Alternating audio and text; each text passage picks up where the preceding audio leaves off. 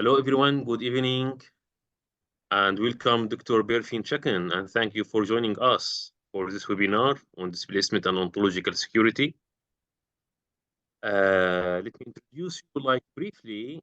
So, Dr. Berfin Çakın obtained her PhD in political psychology from Istanbul Medeniyet University in September 2022, and her master from the University of Twente in the Netherlands. She was a visiting scholar at Radboud University in the Netherlands and the Austrian Institute for International Affairs in Vienna. Her works have been published in multiple outlets such as the Journal of Civil Society, the Journal of Balkan Research Institute, and by Balgraf Macmillan. She is currently a postdoctoral researcher at Scuola Normale Superiori, if I pronounced the name correctly, in Italy. She is working on the EU-funded project focusing on the long-term impacts of protest on democracy. Thank you again, Berfin Hojan, for joining us, and the floor is yours. Okay, and thank you very much. So now I'm going to share my screen. Which one? Can you see it? Yeah, yes. I think. Yes, perfect. Okay. So as you can see, my title, When Displacement Becomes Double. So, but actually the original paper of the original title of this paper was actually Ontological Insecurities of Syrian Refugees.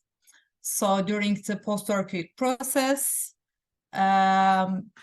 And now, first of all, I want to say welcome to my webinar. And today I'm going to introduce some key points from our paper on ontological our paper on February 2023 earthquakes and ontological security. So our primary focus in this study is on Syrian refugees and their perceptions of home and future and society during the post-earthquake process. I will also share some field notes gathered from psychologists and NGO workers. So during the February 2023 earthquake, some media channels, including social media accounts, frequently portrayed Syrian refugees as responsible for issues like theft and looting. And also as having the unequal access to the government aid. So these allegations actually are the main motivation for this paper. So yeah, first of all, I want to give some background information. And by the way, I want to say this is a co-author paper. So my co-author is Renat Almajdavalli, who unfortunately cannot join us today. So when it comes to background information. So the earthquake centered the Kahramanmaraş resulted in more than 50,783 fatalities and over 107,000 injuries. So 11% of those affected in the region were refugees. And why we specifically focus on Syrian refugees? Because they comprise the largest migrant group in Turkey. So our focus is primarily on the literature concerning ontological security in the context of natural hazards. So, however, we also explore the nexus between migration and ontological security, making our paper distinct from the previous studies. So while the ontological insecurities of Syrian refugees in Turkey barely addressed, except in Sharani's study, the intersection of natural hazards and ontological security is also underexplored. So that's why our research gap, the intersection of migration and natural hazards in Turkey within ontological security framework, the focus of our research is on post-earthquake inequalities faced by Syrian refugees. So we ask, has the earthquake led to changes in the ontological insecurities of Syrian refugees? And if so, to what extent has the February earthquake affected their understanding of home, future, and society in Turkey? And this conceptualization actually was inspired by Tim Harry's study on ontological security and natural hazards. So I'm not going to delve into ontological security literature. So, however, I need to talk about the key concepts in our study, routines, and these are routines, trust, relations, and the role of narratives. So these were the key points we got from the previous literature and also used for this research to make it sense our novel data. So we particularly try to combine ontological security, migration, and earthquake, and these are crucial because we know from the previous literature again, the conflict and crisis situations, migrants often seek community and belonging to ensure their ontological security. So we also know, again, from previous literature, anti-migrant sentiments have surged during the uncertain times. So we know at least the example of pandemic. So we also thought this might be observed during the post-earthquake process. So for the displacements, and that we are already familiar from the migration literature, might lead to increased refugees insecurity. We, of course, know everyone during the region, including local community, have experienced the displacement, but this is different for refugees actually, because they also experience double displacement. So we also know, again, natural hazards disrupt not physical security, but also ontological security. This is a key point. So how we can understand this is ontological security and this is the physical security, or the material, it's more realistic, as we can say. So we wanted to explore this point by highlighting how the earthquake impacts refugees' lives and who are the most the vulnerable groups. So beyond physical security, and by focusing on ontological security. So in data and methods, we conducted in-depth semi-structured interviews with 7 Syrian NGO workers. Initially, we sought to include Syrian refugees from earthquake-affected regions, but encountered some challenges in gathering information from them. For example, I didn't know, to be honest. They were afraid of deportations due to giving speech. So even though anonymity was assured. So however, NGO workers were more experienced at giving interviews. So that's why we had to choose them as our interview sample. So furthermore, their experiences were more extensive, not only in helping themselves, but also in helping the others. And being active in the field is also another advantage to make them our sample. So therefore, we focused on NGO workers who shared both their experiences and those of others. And they definitely enriched our research. For contextual background, again, I will be very brief.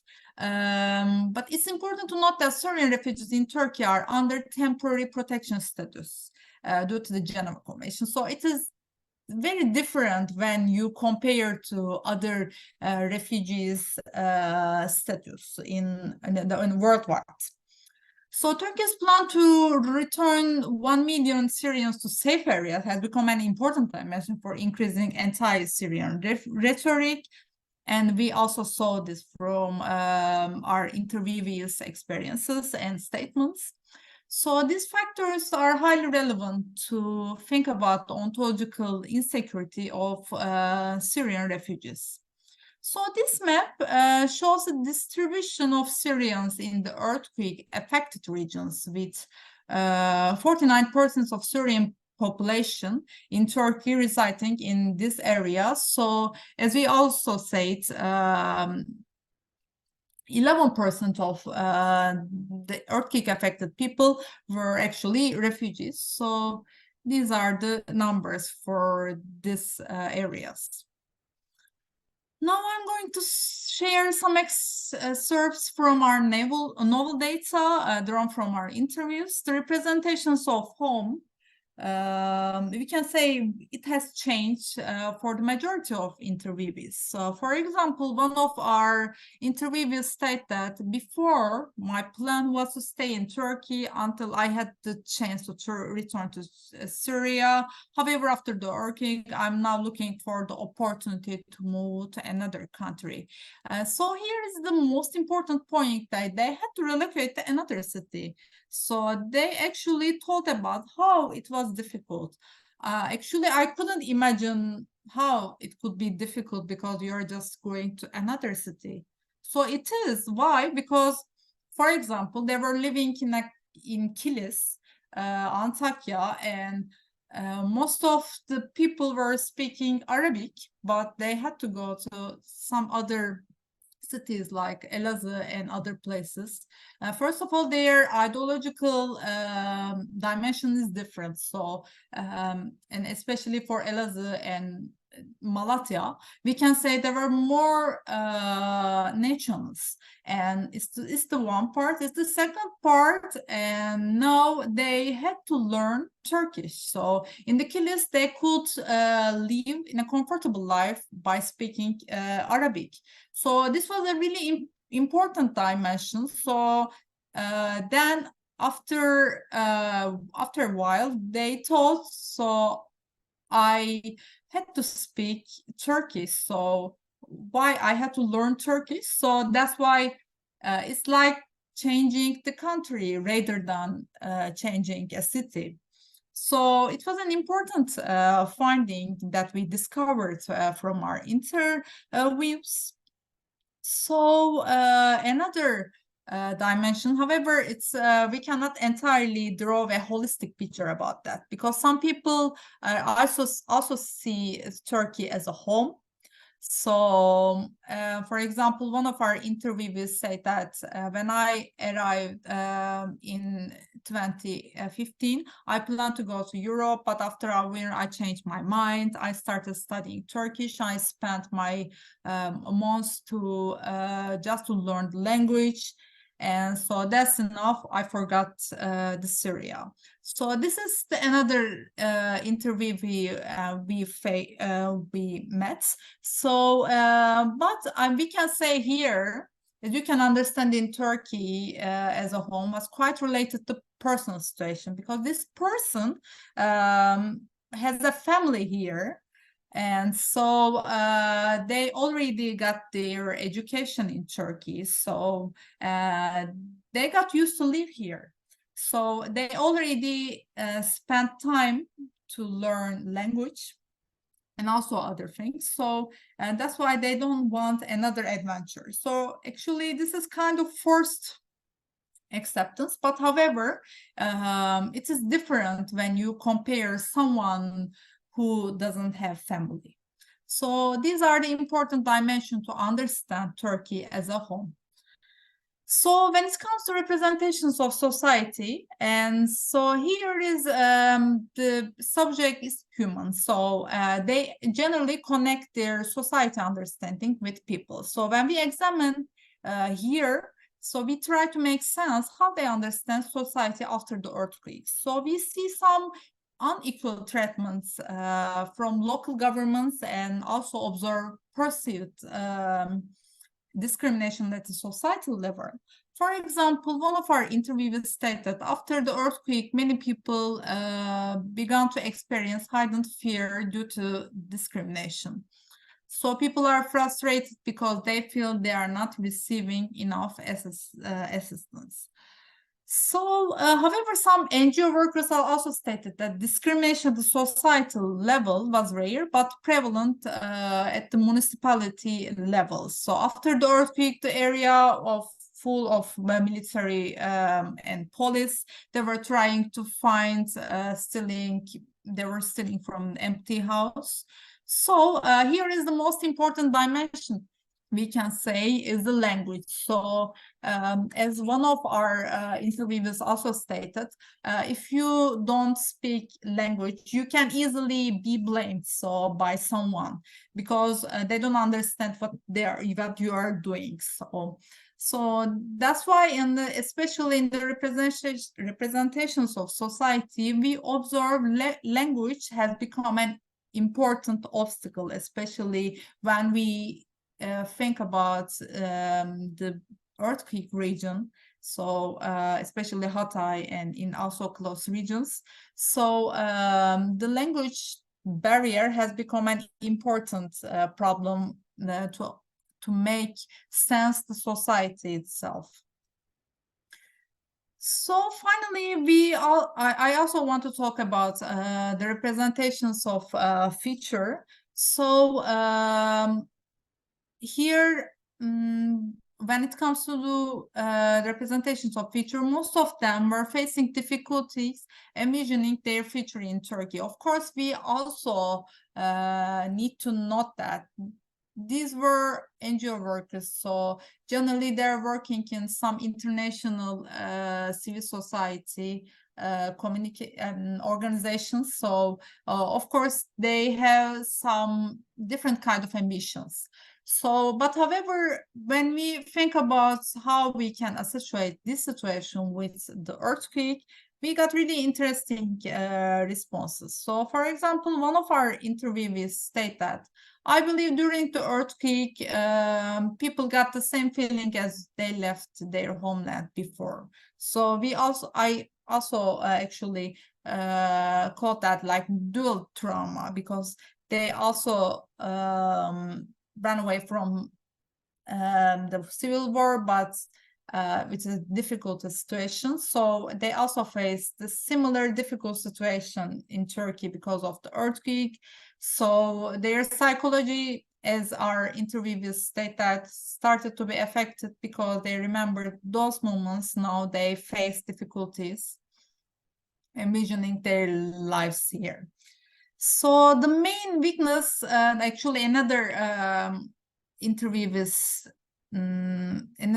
state that they actually he or she and he criticized this situation in relation to local authorities, the treatment. So when for example, they say when the container city was organized by the local authority, I felt like there was a bit discrimination between the host community and refugees.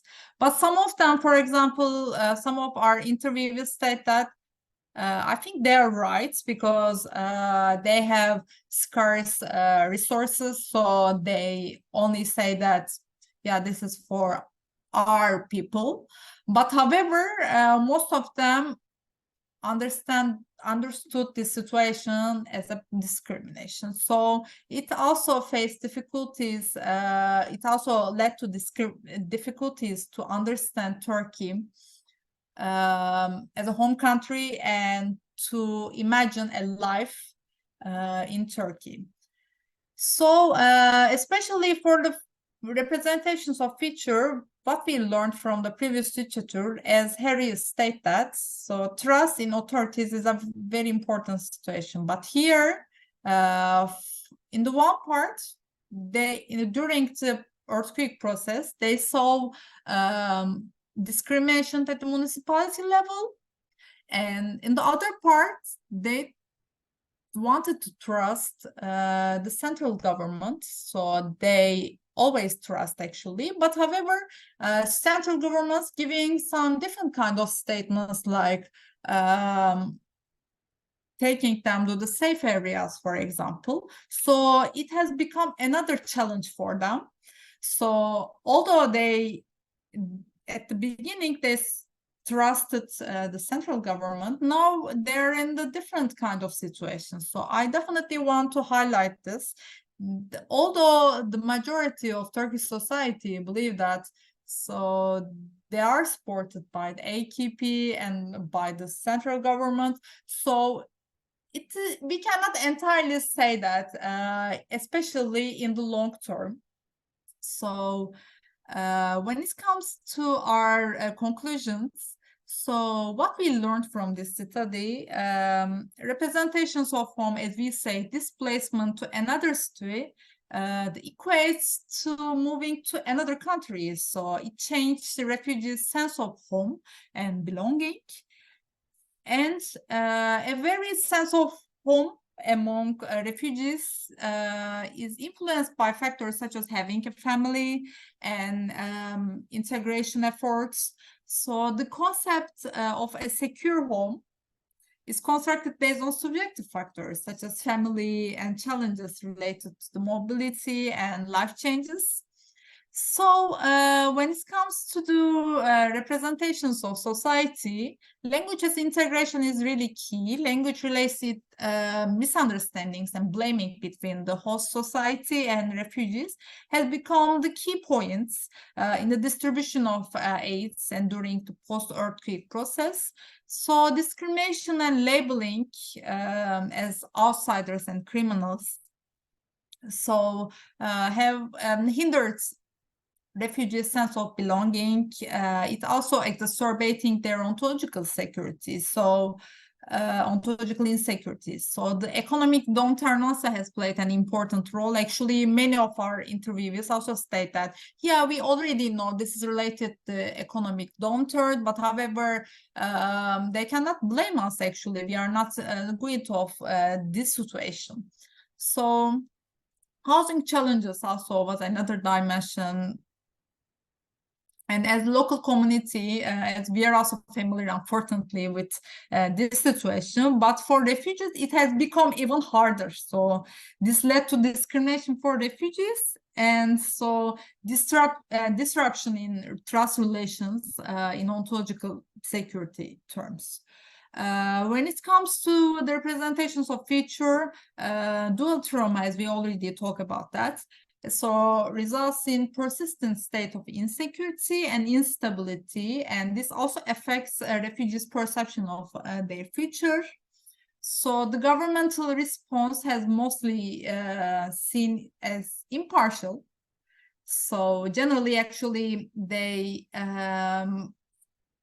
state that they are in favor of central government's response, but however, treatment by local authorities has been viewed negatively and discriminatorily. So, and it also leads to obstacle to imagining a future in Turkey. So finally, we can say that unpredictable future actually for refugees in Turkey. So continuous exposure to traumatic events and disruptions in life experiences has eroded refugees' ontological security, and it also makes it difficult to maintain a stable sense of self and a coherent narrative about their future. So from my part, that's all, and thank you for listening my webinar and presentation. So yeah, thank you. Thank you so much, Berfin Hocam. It was really amazing presentation, and we look forward to reading the article, hopefully very soon published. Hopefully, this is under review of Journal of Refugee Studies. Oh, really? Oh, this is amazing. Uh-huh. Oxford, right? It's published by Oxford, right? Yeah, it is. Oh, this is very great. Oh, amazing. Okay, hopefully it will be out very soon then. Hope so. Okay, if anyone has a question, we can ask. Yes, Erman Hocam. Berfin Hocam, looking forward to read the article. Really, it looks great, and also a very hard work indeed with the interviews and stuff. Because with Samer and also we are going through a similar procedure regarding the interviews, and it seems to me it's very challenging. Let alone doing with Syrian migrants in Turkey and also NGOs. It should have been really challenging to go through that process, because just to learn for our take, I would like to ask, like, what are the challenges you faced during the interviews and how you formulated them? What were the big challenges you faced while doing such interviews? Let's say that would be my question, but yeah, we can just further the debate. Thank you, Hocam. Thank you for your question, Arman. Actually, I also faced similar difficulties during my PhD thesis because I also conducted interviews with women's rights organizations and to understand their ontological security as well as in their ontological insecurity. So, but one of the main challenges at the beginning, I started to ask them, what is your ontological security or insecurity? So it was definitely a mistake. So that's why I think it's a key point. And one of the biggest challenges for me, as you ask, just to understand their insecurities. So it was a really challenge. So not only for my PhD thesis, also for this one. So I hope we can reflect their problems. So it's not entirely possible, not 100%, but at the end we are trying our best. Thank you, Hocam. Any other question?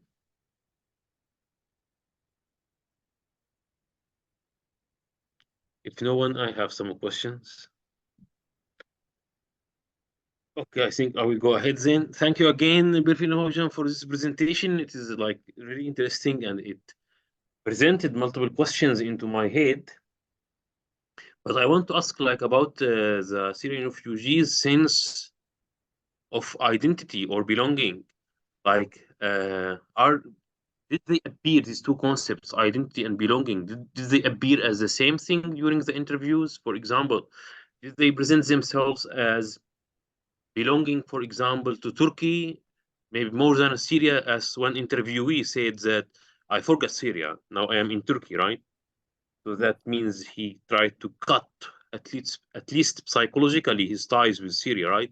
So this is like, I mean, did he belong to Turkey but still identified as, in a way or another, Syrian? And if so, like, is there a dilemma here? Maybe the interviewees may not be aware of it, because when you approach them as Syrian, right? Even if they don't identify themselves as Syrian, you approach them as Syrian. So it seems that this identity as Syrian is imposed upon them, whether they accept it or not. Media represents them like that, either they accept it or not. So did belonging and identity appear as equal concepts or equal mental or they were mentally represented equally as two equal or the same concepts? This is my first question. It's actually, this is a correct point. So yeah, it's very difficult to distinguish this. So identity and belonging. I really don't like to ask the people if it is not an quantitative study. So what's your identity?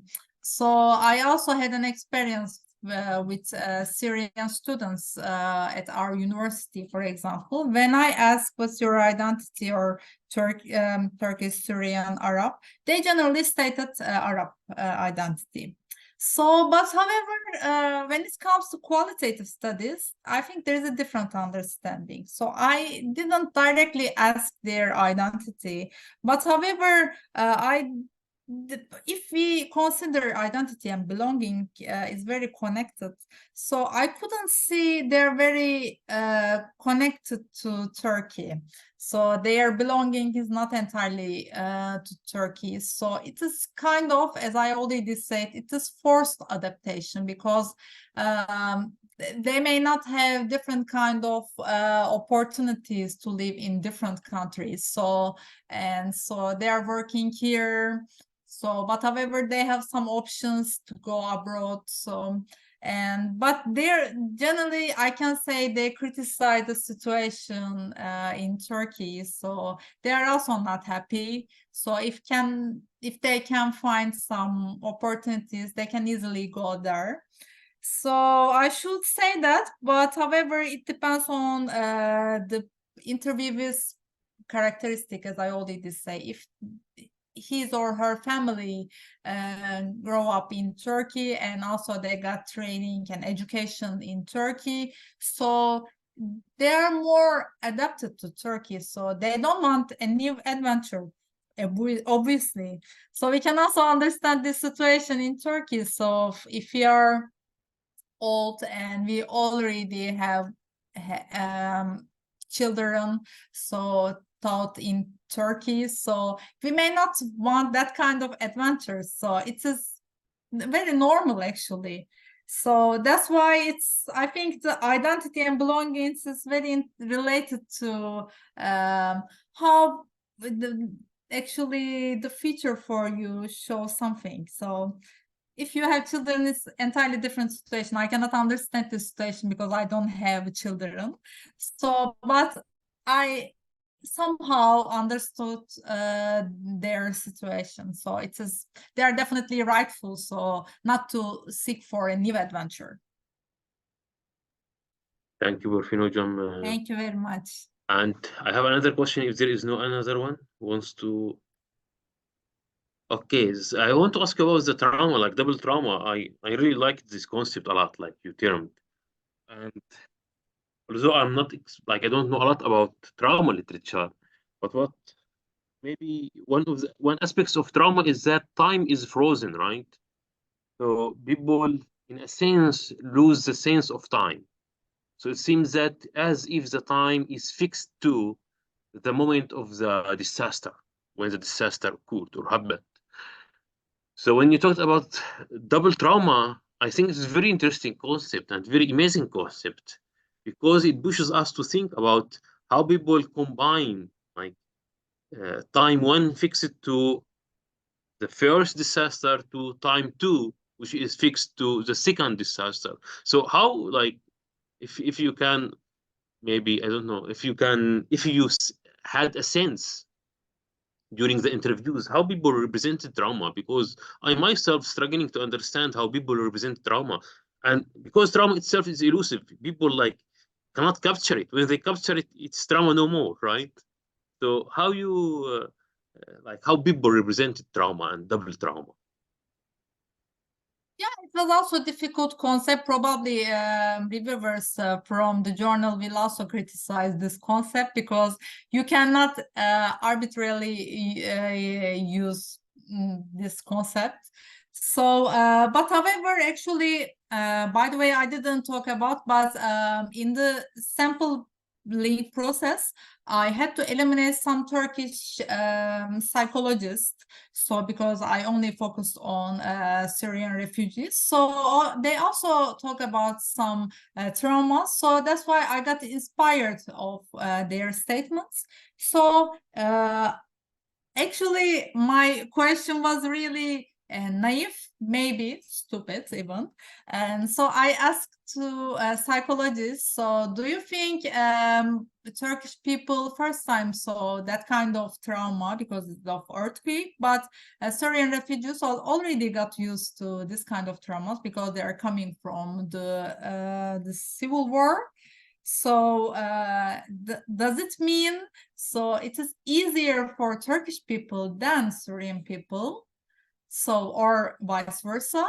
And she said to me, no, I don't think so. It is even more difficult for Syrian refugees because for them it is double trauma. So they already had to change their places. So they faced a civil war, but this was the first trauma in Turkey, and they were trying to establish their new life. So but now they faced the earthquake, so it is the second trauma. So that Turkish psychologist said to me, this is even more difficult for Syrians.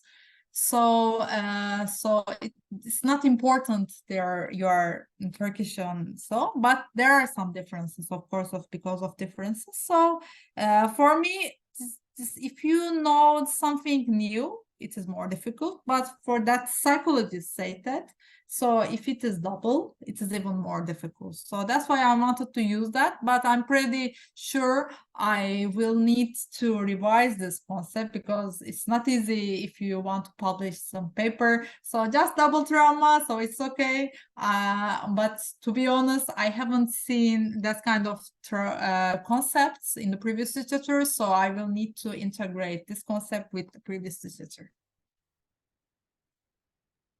Okay, I like that concept. I hope you don't drop it. Hope It's so. creative, and I think it could be of a good contribution to the literature. Yeah, but sometimes it doesn't, because, for example, for double displacement, I also thought, yeah, it is new. Why we shouldn't use for the paper? So, but I saw immediately someone published about double displacement. So Yeah. it happens actually. That's not. Yeah. We are not creative enough. Well, maybe we are creative enough, but now academia is very wide, so Yeah, of course. there is always someone in the first place. Yeah. Yeah. So, any other question?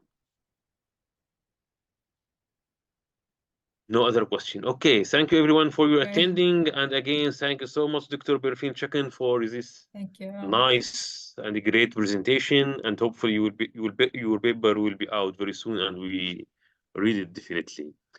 So thank This you. presentation will be presented, right, Irman, on YouTube and Yes, and also on Spotify. So for the people here, that it will be a double up, but like for the friends who are interested to watch it again or like listen to it again, feel free to. It will be archived forever on online platforms. Okay, thank you Thank again. you very much. Thank you. Thank you, Hocam. Good evening. Bye-bye. Bye bye. Bye.